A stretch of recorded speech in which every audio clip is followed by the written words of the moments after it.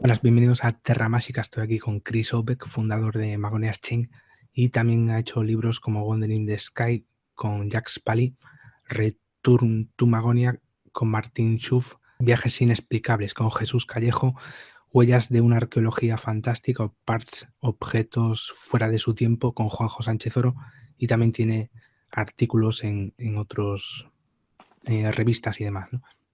Buenas, ¿qué tal? Hola, buenas. Muy bien. ¿Y tú?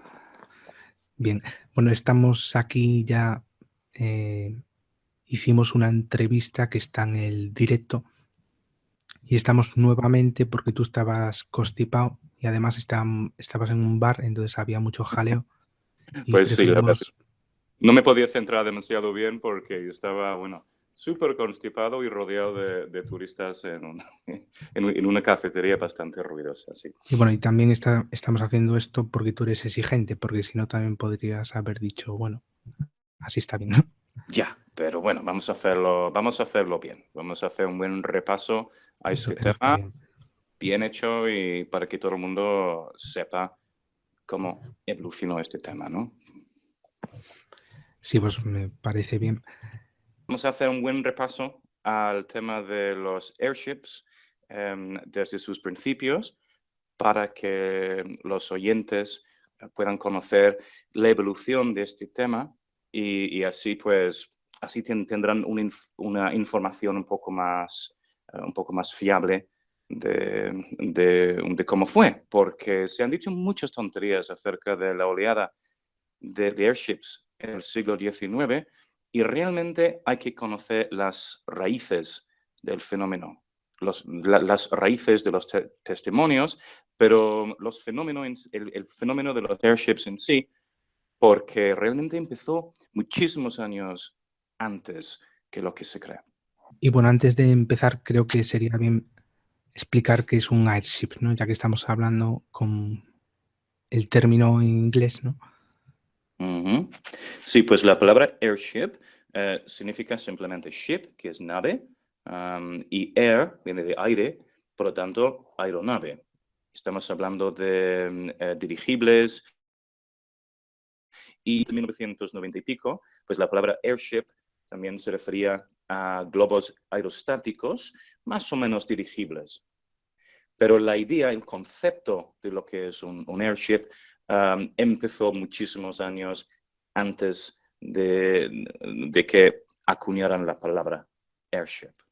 También tú nos vas a hablar, aparte de lo que sería una aeronave, como puede ser un globo o demás, también de supuestas naves misteriosas, ¿no? Sí, exactamente, porque es interesante cuando miras la historia bueno, de las oleadas, de naves en el aire y de extraterrestres y tal, lo que vemos es que existía, primero, por un lado, la creencia en extraterrestres, la idea de que existía una pluralidad de mundos habitados llenos de vida, de seres como nosotros. Y por otro lado, y aparte, la idea de que nos visitaban seres en naves, que venían en naves del cielo o de Júpiter o de otros sitios, porque la gente no siempre veía estos dos fenómenos como lo mismo. Primero, la vida extraterrestre en otros planetas y por otra parte, pues la visita de airships del cielo. Porque durante mucho tiempo se creía que sí, nos visitaban seres de fuera, pero no podrían provenir de los planetas sencillamente porque los planetas estaban demasiado lejos. Entonces, tenemos ahí como dos hilos distintos que solo empezaron a convergirse alrededor del principio del siglo XIX. Sí, entonces vas a empezar haciendo un repaso completo de la evolución de las naves misteriosas desde la antigüedad hasta el siglo XIX. Ujú. Bueno, Sí, pues empieza cuando quieras, Chris. pues mira, primero voy a establecer para los oyentes que no lo conocen que ya existía la idea de que los planetas estaban llenos de vida, de seres humanos y seres diferentes, por supuesto, a la vez, desde tiempos súper remotos, desde los griegos, por lo menos. En el siglo V antes de Cristo, pues filósofos como Demócrito creían en el atomismo. Desarrollaron una teoría que era el atomismo, la idea de que lo que tenemos aquí en nuestro sistema solar se ve repetido a lo largo del universo y en todos los sitios, con la idea de que todos estaban formados por los mismos átomos o por átomos parecidos que seguían un patrón. Entonces, pues ya se creía en eso en tiempos súper remotos, hace más de 2000 años. Y se puede hablar también de Pitágoras, de Plutarco, de Cicerón, que también hablaban de la vida en otros planetas y en la Luna y todo eso. Entonces entendemos que ya existía esta idea de que había seres por ahí fuera. Y de hecho, en tiempos medievales, en China y en Japón se creía bastante fuerte en que el universo estaba lleno de seres inteligentes. Por ejemplo, alrededor del año 1000 después de Cristo, el escritor Deng Mu hablaba de tierras infinitas y otro chino, Yi Shizhen, en 1300 después de Cristo, decía prácticamente lo mismo, que él no veía ninguna razón para decir que el universo no estaba lleno de seres inteligentes. Y así, si miras la historia, pues siglo tras siglo tras siglo, pues hasta Descartes siempre hablaban de un universo lleno de vida, una teoría que se llama la pluralidad de mundos habitados. Entonces, pues eso por un lado. Y cuando llegas hasta el siglo XVII, pues empiezas a ver entonces ideas, creencias, testimonios de cómo esos seres podían interactuar con nosotros. Todavía no se montaban en naves para venir hasta la Tierra, pero sí interactuaban a través de canalizaciones o poderes mentales. En esa época encontramos a gente como Emanuel Swedenborg, que nació en 1688 y murió en 1772, que fundó una religión basada en esta idea. Y unas décadas más tarde, pues los mormones llegaron a la misma conclusión, de que los seres en el espacio exterior interactuaban con nosotros. Y de vez en cuando incluso venían aquí. Sin embargo, no venían en naves en esa época porque ni siquiera en la Tierra se había inventado ningún tipo de vehículo, aparte de los globos aerostáticos, que eran bastante primitivos aún, que podían permitir que las personas, que los humanos pudiesen viajar, ni siquiera entre países. Así que no tenía ningún concepto aún de la posibilidad de viajes intergalácticos o interestelares.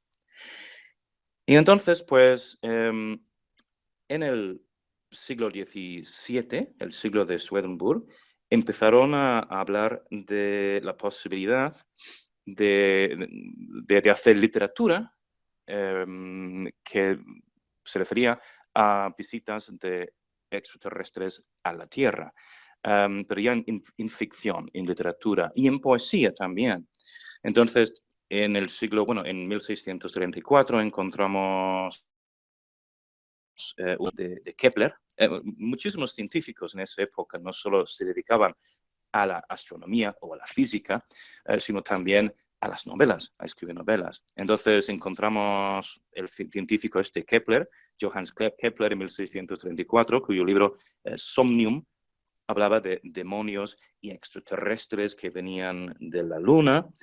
Y en 1638, por ejemplo, el arzobispo Francis Goodwin de Inglaterra hablaba de cómo, bueno, en un libro de ficción, de cómo los seres de la Luna arrojaban los niños malos que nacían entre ellos en la Luna, a la Tierra, donde se convertían en los indios norteamericanos. Así que ya vemos que en la literatura empezaron a hablar de la posibilidad de que nos visitaban seres de fuera. Y así siguió durante muchísimos años, hasta 1752.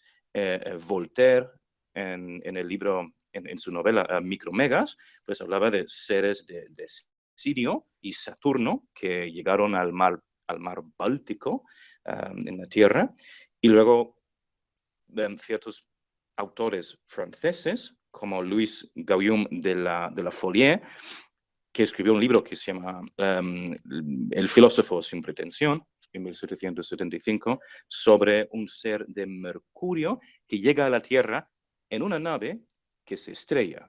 Así que se podría hablar de esta novela de 1775 como la primera vez, el primer texto donde se habla de un ser espacial que se estrella en la Tierra. Y claro, 150 años o lo que sea antes de los famosos casos que todos conocemos de los platillos volantes, etc.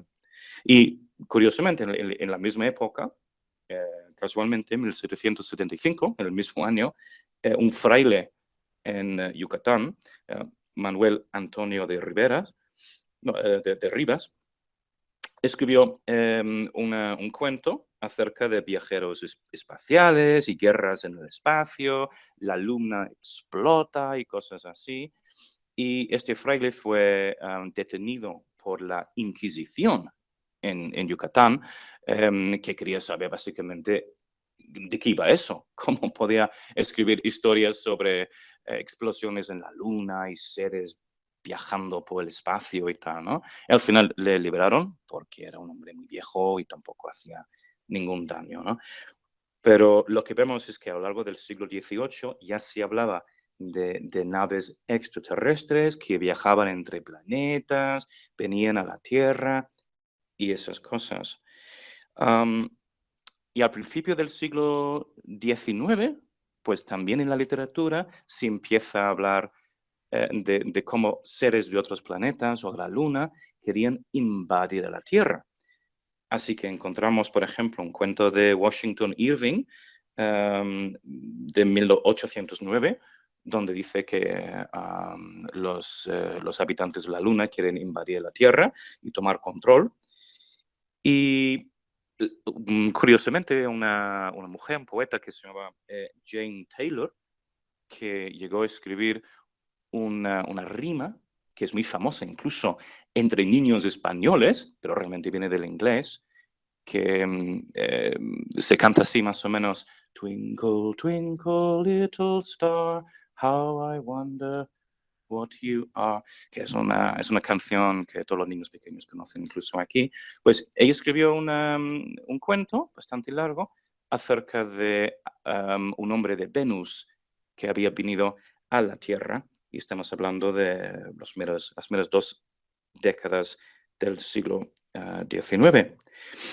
Luego, en 1848 se escribió un libro de Charles Rowincroft, que se llamaba Triumph of a Woman, que habla de un ser de Neptuno que llega a la Tierra en una nave espacial que justo, bueno, al principio creen que es un cometa que va a destruir la ciudad, por lo menos, si están en Bavaria, pero justo antes de llegar a la Tierra, pues se apagan las luces, nadie sabe qué pasa, y luego se dan cuenta que no es un cometa, sino una nave espacial. Y entonces, pues, aterriza y sale un ser de Neptuno. Así que vemos un montonazo de historias en esa época que ya en la literatura especulan acerca de extraterrestres que vienen, de naves espaciales. Poco a poco empiezan a hablar cada vez más de naves espaciales, o lo que van a llamarse airships, solo como 80 años más tarde, porque los ingenieros del mundo entero, no solo los Estados Unidos, sino también de Francia y Italia y muchos países, estaban intentando construir naves de verdad, no naves espaciales, sino los meros aeroplanos o dirigibles para que los humanos pudiéramos viajar entre ciudades o países con muchísima comodidad. Entonces, pues fue entonces cuando se empezó a hablar de naves que venían del espacio interior. Luego, el salto que dio este tema de la literatura a los periódicos, y en los periódicos es cuando empezamos a encontrar testimonios de personas y noticias donde empiezan a sugerir que eso realmente ha pasado. Eso se empieza a ver al principio del siglo, los primeros años. Y esto se debía a que hasta 1794 nadie creía que algo del espacio exterior podía llegar a la Tierra. Lo veían como imposible, porque se creía que hasta los meteoritos salían de volcanes terrestres o que eran piedras o rocas llevadas por vientos muy fuertes por el campo y por el aire. Pero en 1794, un físico alemán que se llamaba Ernst Florenz Chladni llegó a la conclusión de que los meteoritos venían del espacio exterior. Y luego otros filósofos y científicos, como era Pierre-Simon Laplace, que en 1802 llegó a la misma conclusión, de que los meteoritos venían del espacio o de la Luna y lugares así. Así que a partir de 1802 ya se empezó a especular sobre la posibilidad de que si los meteoritos venían de otros planetas o del espacio exterior, ¿por qué no podían venir con un trozo de civilización extraterrestre o con seres inteligentes montados encima o incluso dentro? Así que fue entonces que se empezó a hablar de la posibilidad de que los extraterrestres podían llegar a la Tierra, pero ya en la realidad, no solo en la literatura. Y es interesante porque en esas décadas, entre 1800 y 1820, pues se empieza a encontrar poemas donde no solamente inventaban cosas como poemas de ficción o historias graciosas y tal, sino donde sugerían pues que el universo tenía cierto mecanismo, donde por primera vez se hablaba un poco de la evolución del hombre, de seres más primitivos y tal, y entonces también se hablaba de la posibilidad de que ciertas personas podrían haber llegado a la Tierra dentro de rocas, dentro de meteoritos y cometas y esas cosas. Así que fue más o menos entonces cuando empezó todo. Y, por ejemplo, ya cuando miramos a 1847, 100 años antes de los platillos volantes, pues se empieza a encontrar casos médicos de personas como esquizofrénicos, gente con otras enfermedades mentales, paranoia, etcétera, que creían que ellos mismos habían llegado de otros planetas en naves.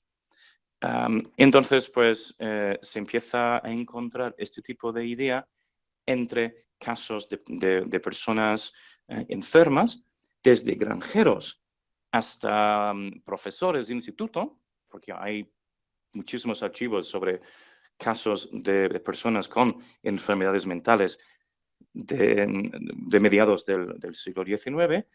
Y la idea es que si tanta gente que entonces fueron tachados de locos, podían creer que ellos mismos procedían de otros planetas, pues probablemente fue porque se creía posible. Porque normalmente si encuentras una persona que tiene alucinaciones sobre cualquier tema, que sean fantasmas o vampiros o monstruos o lo que tú quieras, es porque esa persona cree que es posible y normalmente viene de un entorno social donde eso ya forma parte de las creencias populares. Así que en esa época se empieza a encontrar pues todo tipo de ideas acerca de seres del espacio exterior. Pero todavía no se había llegado a una conclusión sobre cómo venían. A veces hablaban de naves o máquinas y tal, pero todavía no se hablaba exactamente de cómo llegaban, cómo eran estas extrañas naves y otras máquinas voladoras. Y es curioso porque, como dije al principio, pues no solo existía esta idea de que había personas inteligentes en todos los planetas del universo, sino paralelamente la idea de que nos visitaban seres del cielo. Pero durante muchísimo tiempo nadie creía que eran la misma cosa, que estos seres podrían proceder del espacio.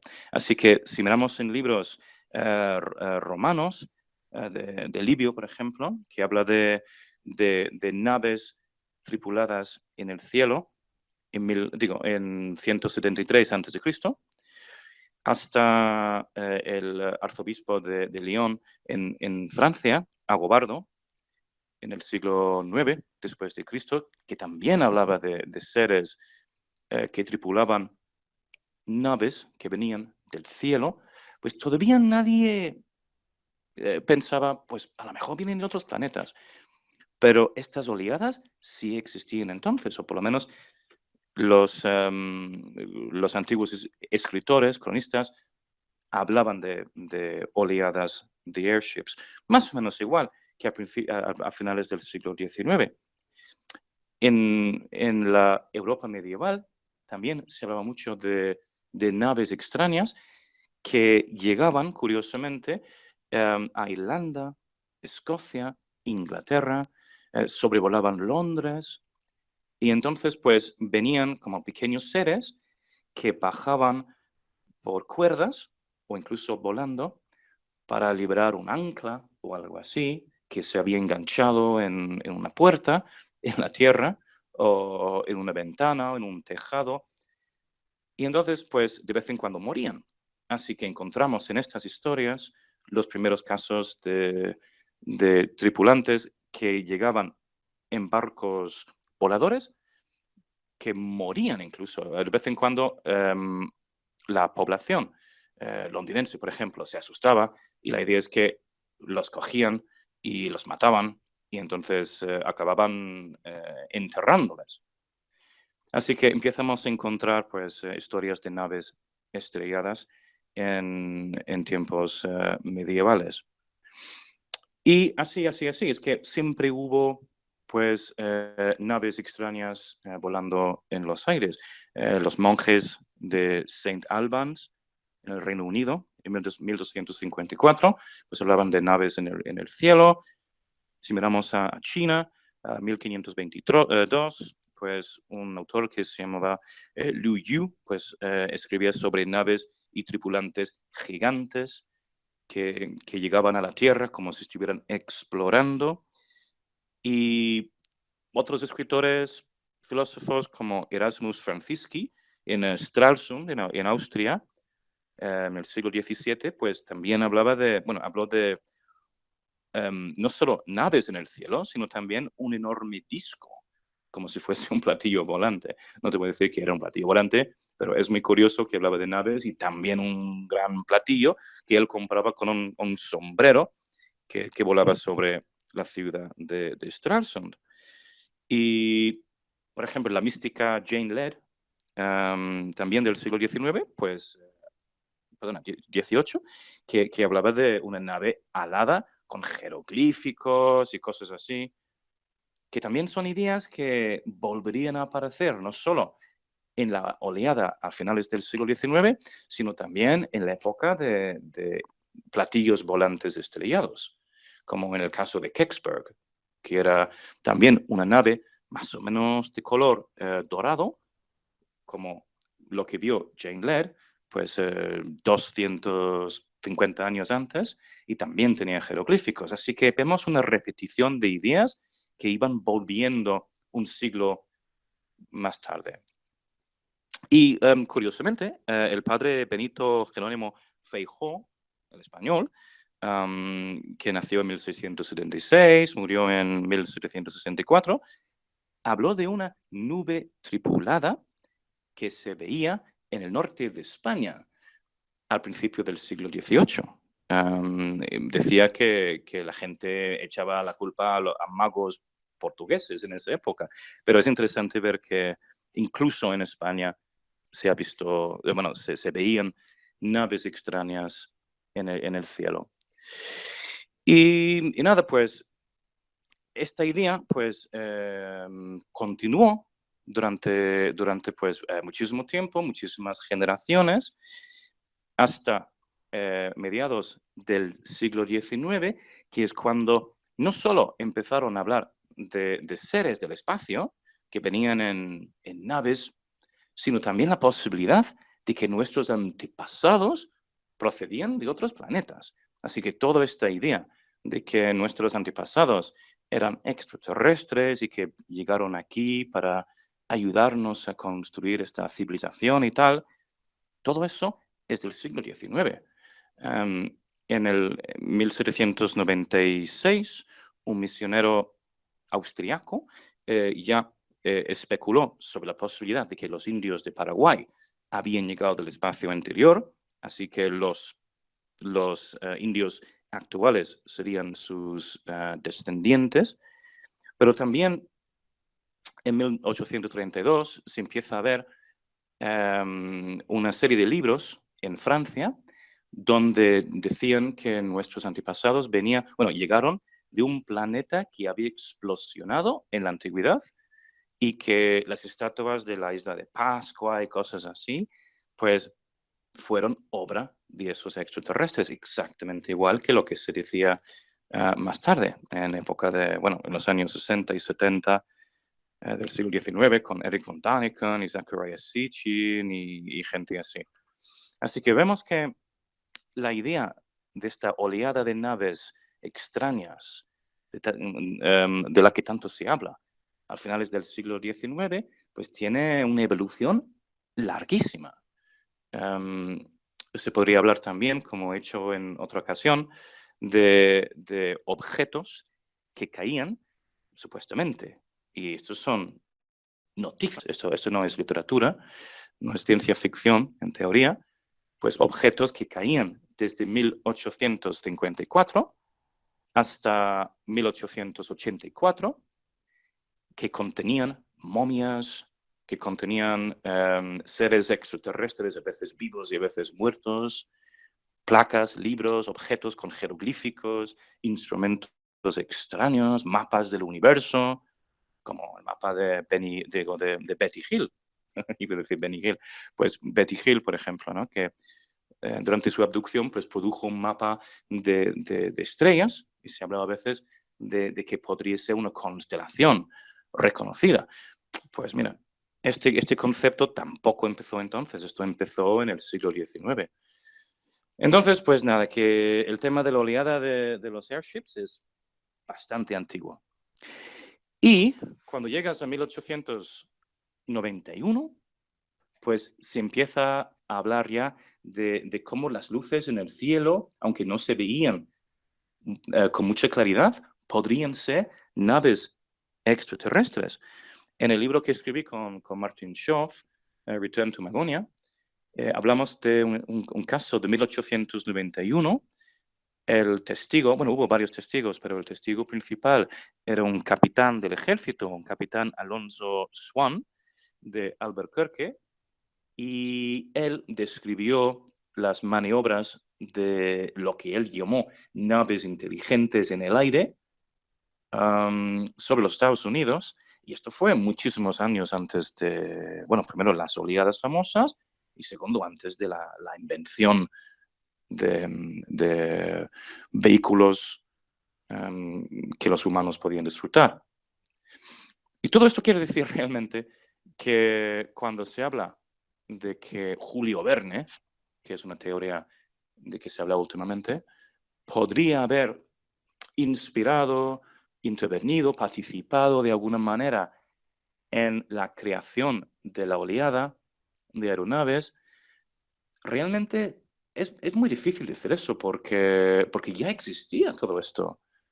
Siglos antes de Julio Verne y durante toda su vida, desde el día que nació hasta el día que murió. Quiere decir, incluso literatura no fue el primero que imaginó así cosas, ¿no? Exactamente, sí. El único impacto que tuvo él, por lo que veo, y esto te lo cuento como resultado de una investigación que hice yo, fue que él publicó una serie de capítulos de una novela que se llamaba Un viaje de la Tierra a la Luna, que se publicaba en periódicos franceses en 1864-65. Y allí pues habla de una cápsula hecha por humanos que se envía a la Luna con gente dentro y esas cosas.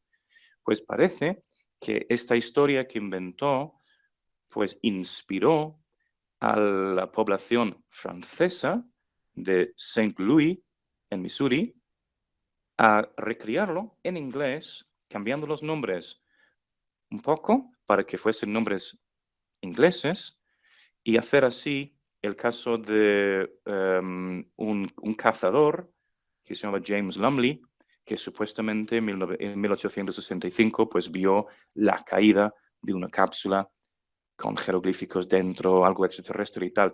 Pero si estudias la historia un poco, pues ves que todas las referencias que hace este artículo, a pesar de ocurrir en los Estados Unidos, pues son referencias a personajes franceses, lugares con nombres en francés, y esto se publicó en el mes cuando salió el último capítulo de esta novela de Julio Verne, en un periódico francés. Los ingleses no habrían, o los americanos no habrían tenido acceso a esta novela, pero los franceses sí.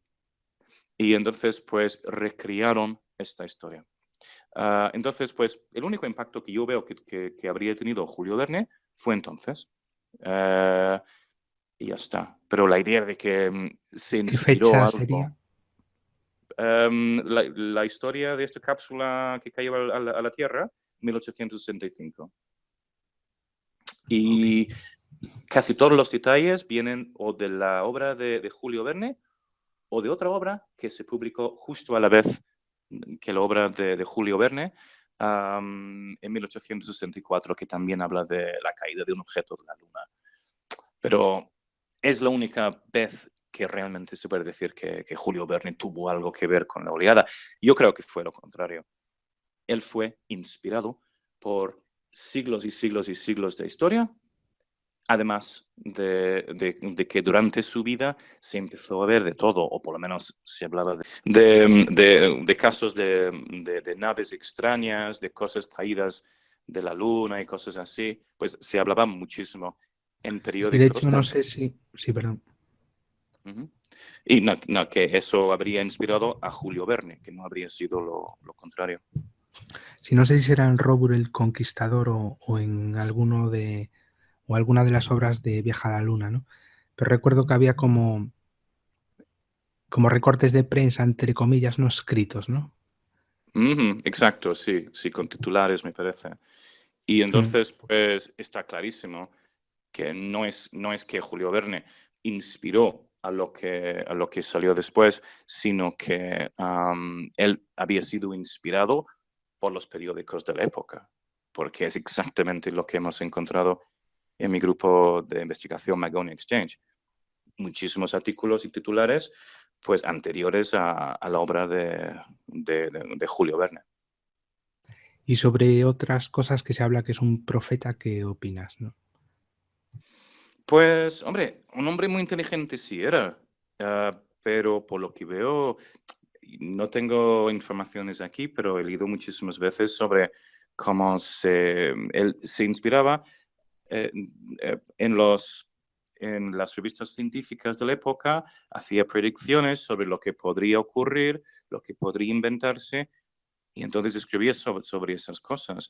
Por supuesto, era un gran inventor también, un gran innovador en ese sentido, pero realmente no escribió nada tan fuera de lo común que se podría imaginar que esa información viene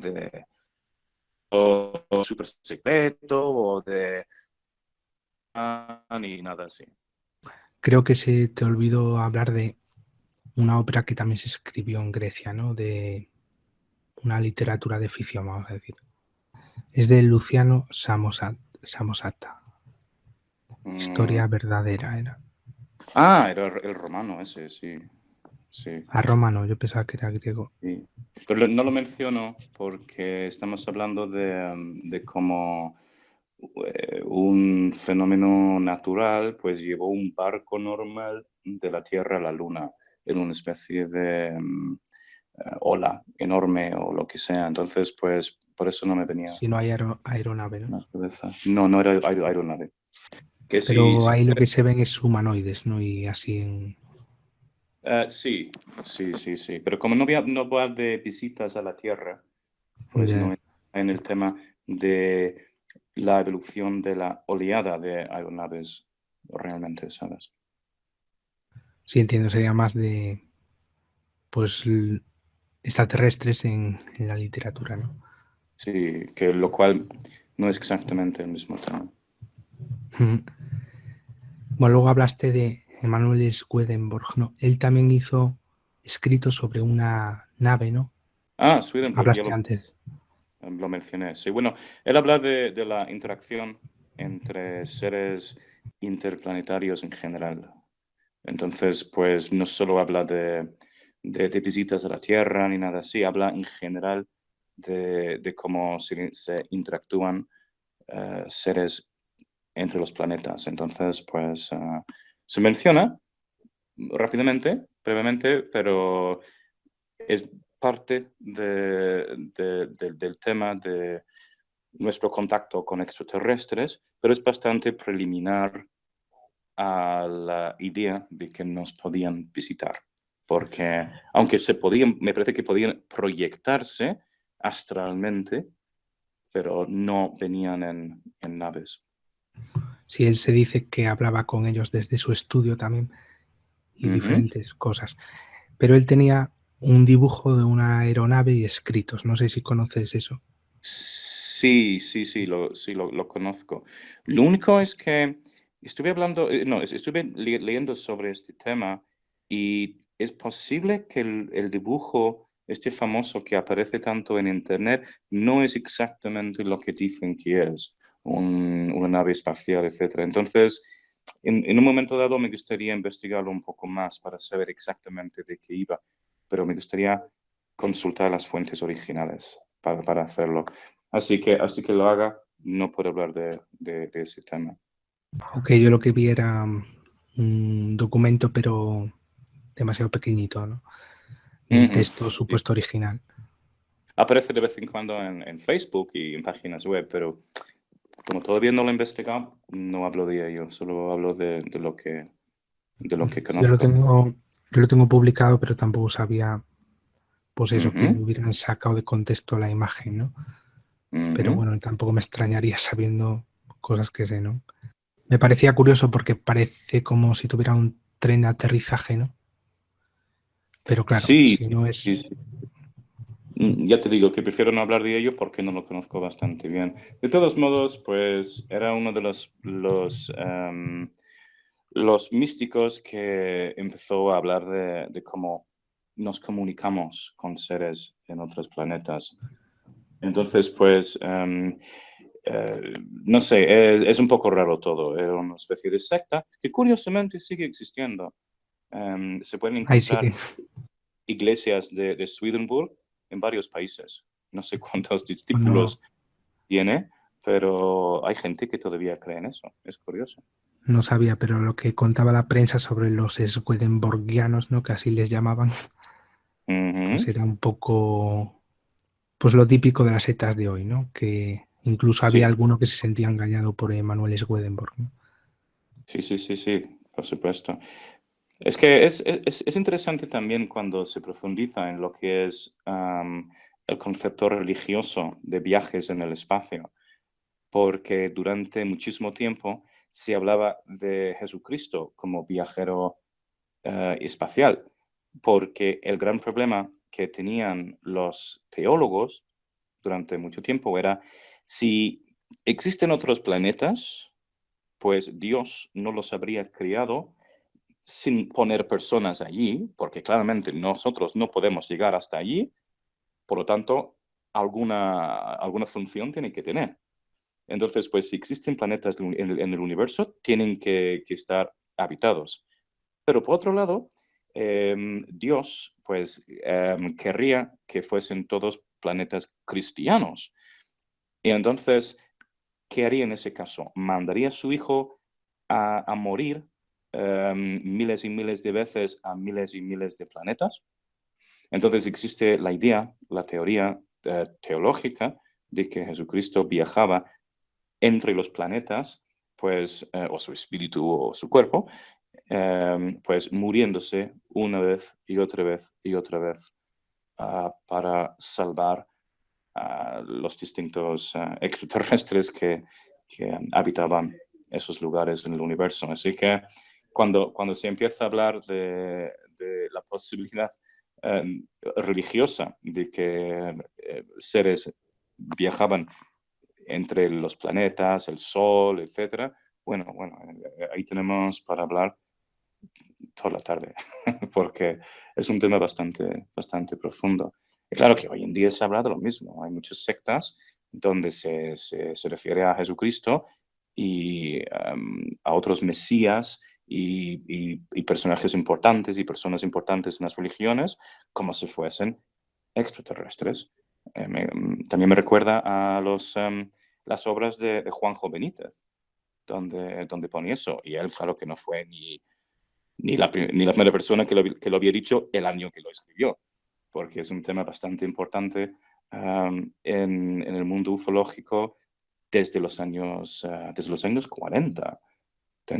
Y antes, curiosamente, tengo muchos recortes de periódicos, libros, artículos, etcétera, desde finales del siglo XIX hasta la época de los platillos volantes, donde dicen lo mismo, de que antiguamente gente como Cristo, Buda, etcétera, y luego seres divinos de mitologías como las de los mayas, los aztecas y tal, eran viajeros espaciales, así que es una idea muy antigua. Curioso, pensé que no era tan antiguo todo eso. También en las primeras décadas del siglo XIX, como dije antes, pues los franceses ya publicaban libros sobre la posibilidad de que nuestros antepasados venían de otros planetas, así que al final, si crees en Dios o si crees solo en la ciencia, siempre había escritores, filósofos, científicos que señalaban la posibilidad de que nuestros antepasados venían de las estrellas. También el espiritismo tuvo una influencia, ¿no?, en todo esto. Y algunos Mm. espiritistas empezaron a hablar también de extraterrestres, como por ejemplo Helen Smith y otros, ¿no? Sí, muchísimo, porque, bueno, primero eso empezó con canalizar espíritus directamente, es decir, que cuando los espiritistas, a partir de 1840 y algo, ya se aburrían de hablar con fantasmas normales y corrientes de este planeta, decían que se ponían en contacto con fantasmas de otros planetas. Y entonces, durante varias décadas, los espiritistas que podían comunicarse con gente de Júpiter, de Saturno, etcétera. Y por otro lado, otros espiritistas decían que les estaban ayudando los fantasmas, a veces de extraterrestres y a veces de ingenieros humanos fallecidos, para construir naves espaciales, porque se creía que en el otro mundo, donde vamos todos después de morir, pues existe una ciencia súper avanzada, que viven todos en una especie de mundo poco Rogers o algo así, algo súper sofisticado, donde ya existen naves espaciales. Estamos hablando de los muertos en el cielo. Era una idea curiosa que tenían. Y entonces la idea era que los espíritus comunicaban planes, instrucciones para naves en la Tierra. El ingeniero irlandés que se fue a vivir en Parramatta, en Australia, en 1865 creo que era, pues tuvo un sueño. Era un ingeniero importante, trabajaba para el gobierno australiano, en el que él se había encontrado con un piloto que llegó a la Tierra en una nave espacial, mucho a un arca, y entonces, pues, cuando se despertó, decidió pasar el resto de su vida intentando reconstruir lo que había visto en este sueño, creyendo que era una instrucción del más allá. Y al final, pues, se volvió loco, perdió su trabajo y acabó en un manicomio, en una cárcel luego, en los Estados Unidos, intentando vender su diseño, que jamás habría funcionado. Así que era una obsesión en esa época. Y esto, no sé, esto fue como 30 ¿Cómo se años llamaba? antes. Perdón. Se llamaba Frederick Birmingham, Frederick William Birmingham. Y hice un estudio de este caso y lo publiqué hace unos años. Está en internet y quiero actualizarlo porque he encontrado más información. Y es interesante porque se han encontrado documentos que él mismo escribió entre 1865 y 73 y quizás un poco más tarde, donde hablaba de su obsesión para reconstruir este arca volador que había visto en un sueño. Y bueno, es un caso muy curioso. Habla de eso el ufólogo Bill Chalker, y entonces yo lo reinvestigué y lo llevé un poco más, bueno, lo desarrollé un poco más con documentos que no había encontrado, pero bueno, está en internet en algún sitio. Si alguien quiere buscarlo, se llama Birmingham's Ark. ARK, Ark. Y luego también nos contabas el otro día sobre él, ¿no?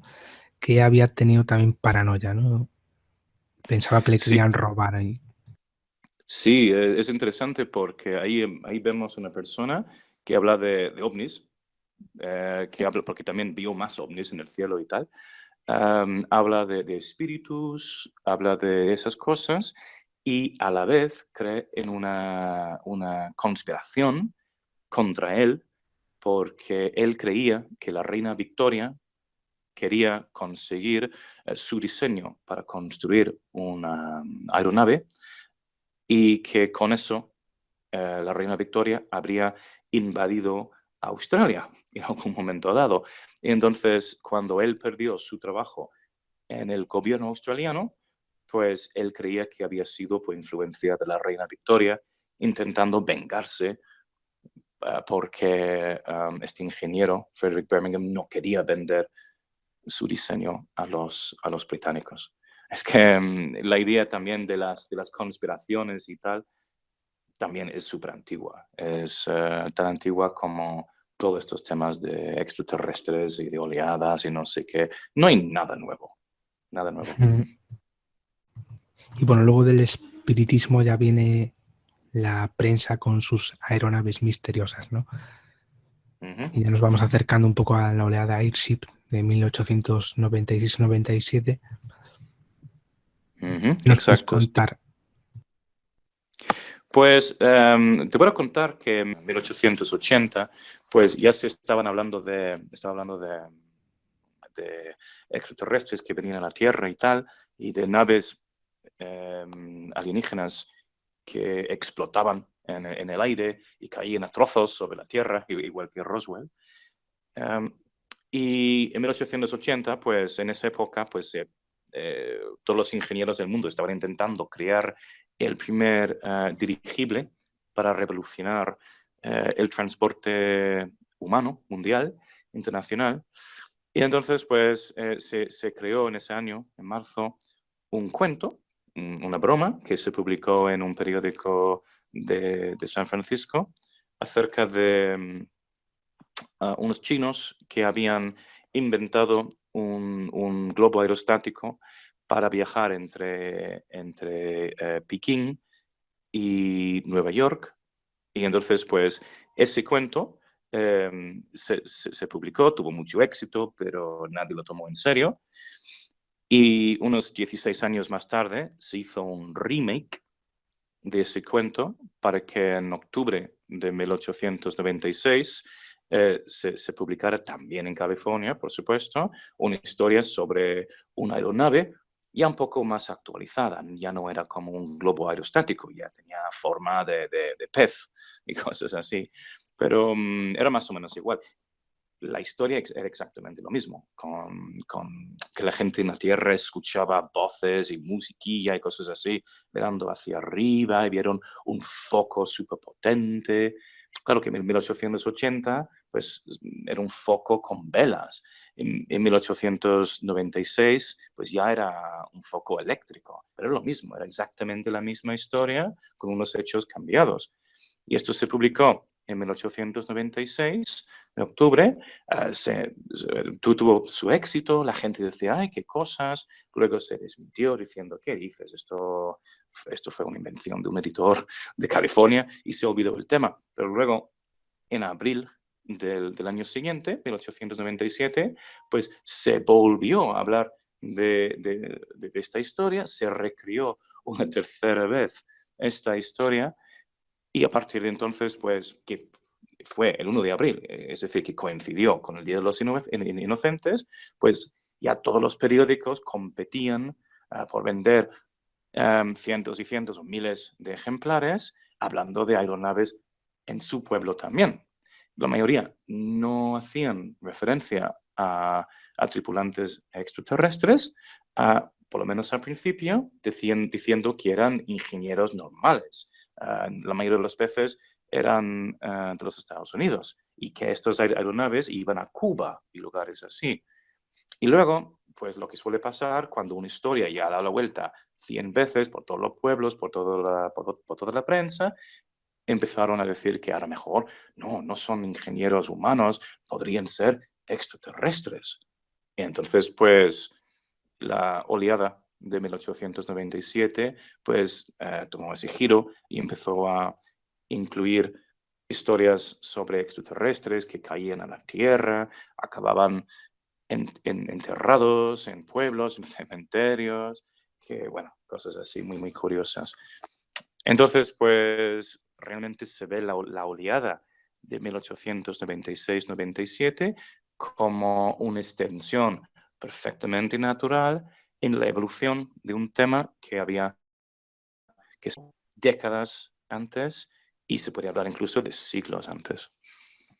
Solo puedo añadir que la oleada de aeronaves de que tanto se habla, de 1896-97, no se puede decir que acabó en el año 97. Por eso decir que es una oleada tampoco es muy, no es la palabra más precisa, porque luego en 1898, 1899, 1900, etcétera, todavía hablaban de lo mismo.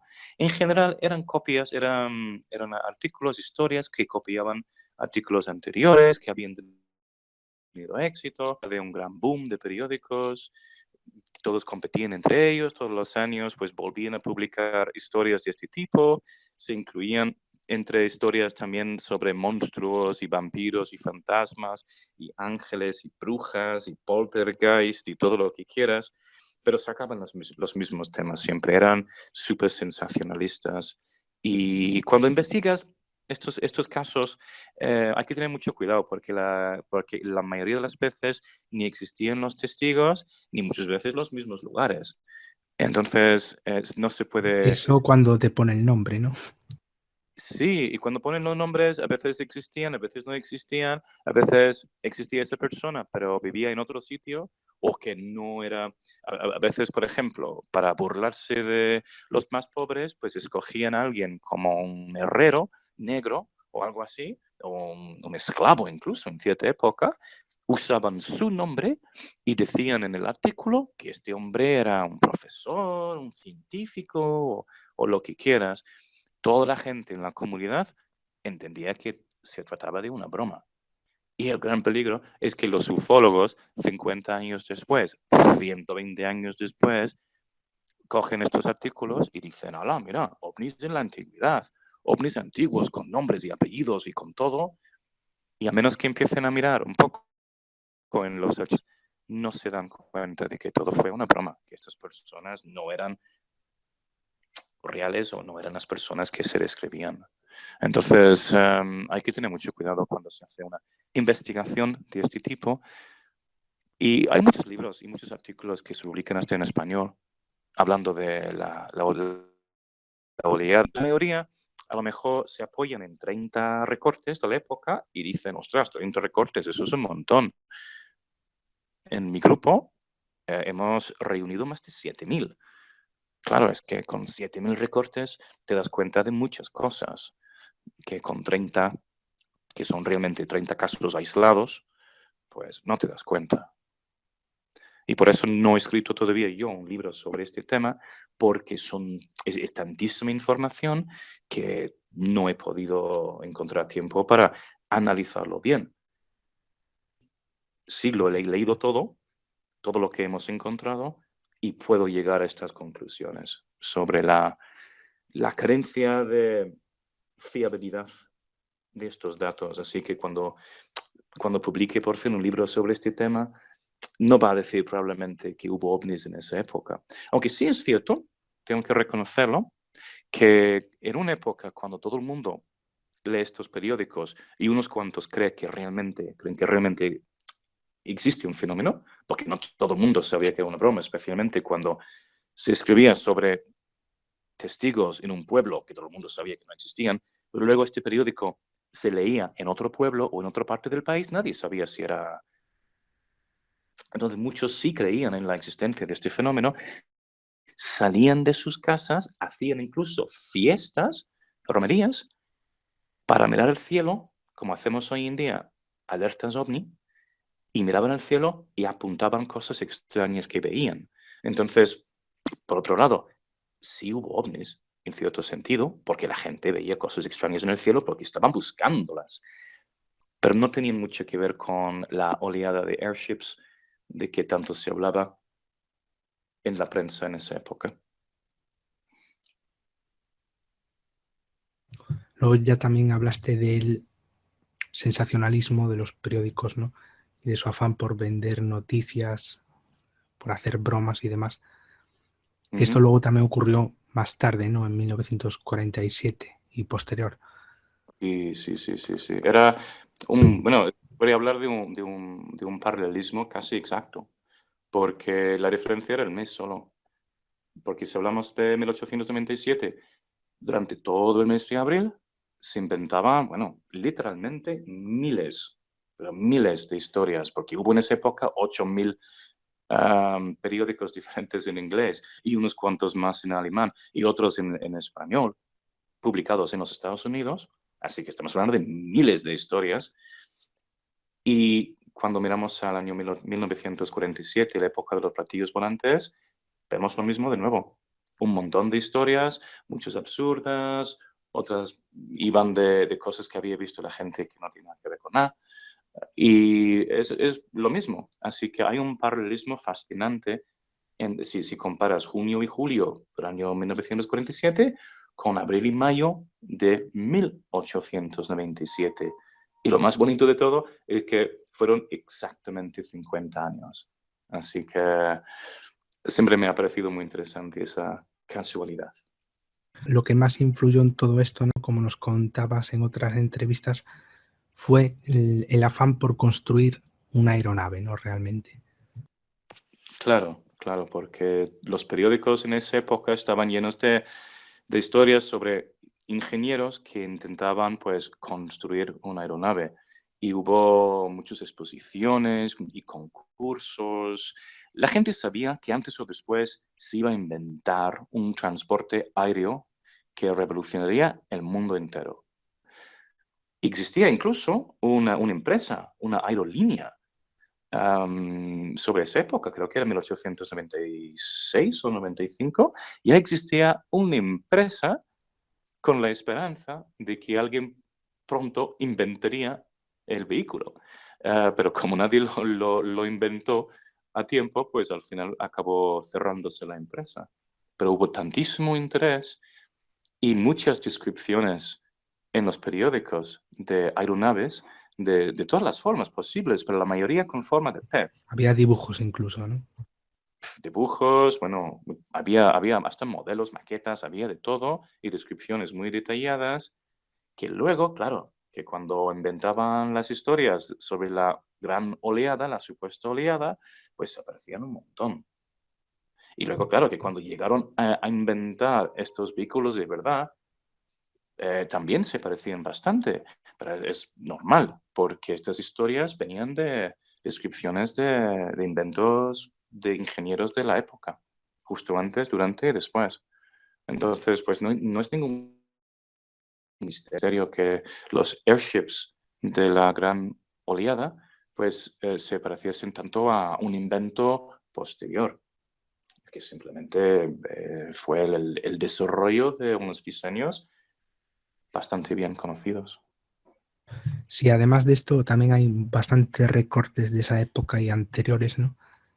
Quizá Ujú. no muchos años antes, pero sí de algún año antes, que hablan de que alguna aeronave de estas, inventadas por alguno de estos inventores, habrían volado durante unos minutos o unas horas, ¿no? Sí, sí, sí, sí, sí. Sí, porque estaban experimentando todo el tiempo con esto. Algunas historias serán ciertas, otras historias no serán ciertas, pero ¿Y no crees que pudo consiguieron. influir eso también en algún avistamiento? En un avistamiento probablemente no, porque incluso lo que inventaban no volaba demasiado. Yo creo que lo que pasaba a veces era que se sabía que había ingenieros intentando construir aeronaves de verdad para explotarlos de forma comercial. Y eso desde 1850 y pico, sino antes. Todos los años, todos los meses prácticamente se hablaba de eso. Por lo tanto, cuando la gente veía una luz extraña en el cielo, muchas veces decían, alá, pues mira, eso será una de esas aeronaves que están inventando, que están construyendo ahora mismo. Claro que a lo mejor era solo una estrella, un planeta o yo qué sé qué, me da igual lo que era, un platillo volante si quieres.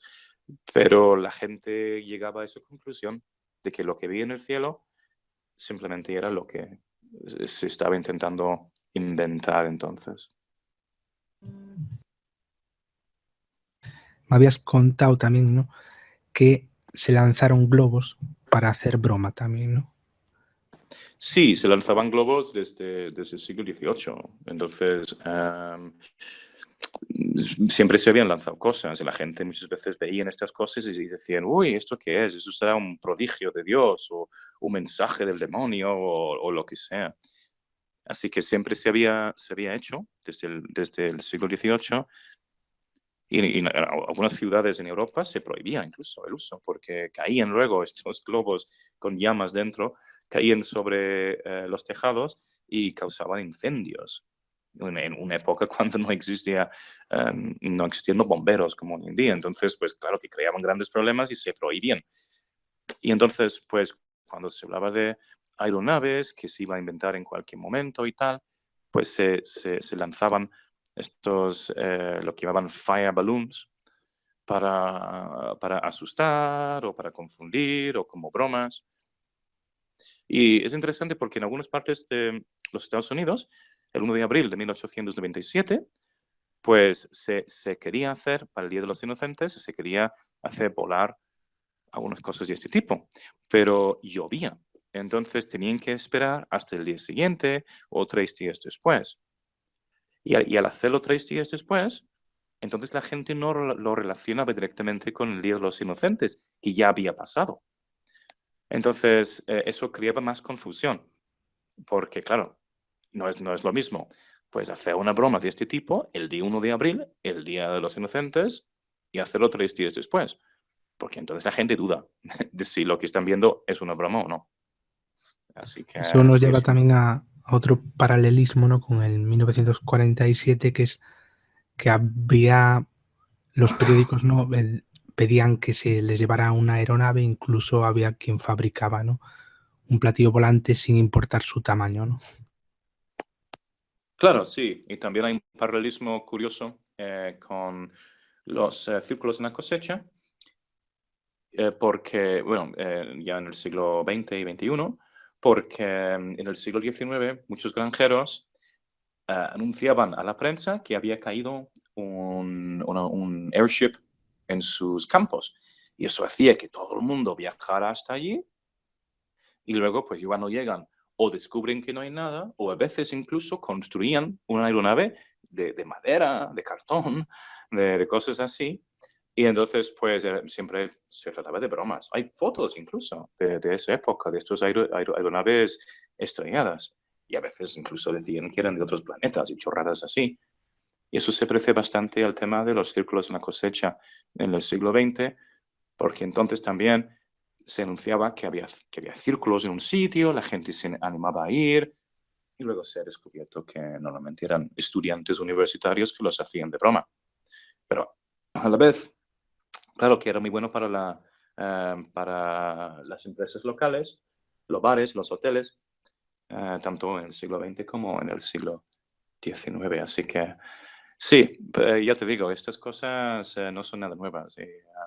Se repiten las mismas ideas, las mismas bromas y todo eso, año tras año y siglo tras siglo. Bueno, pues muchas gracias, Chris, por haber compartido todo este conocimiento con nosotros y hasta otra. Hasta otra, hasta luego.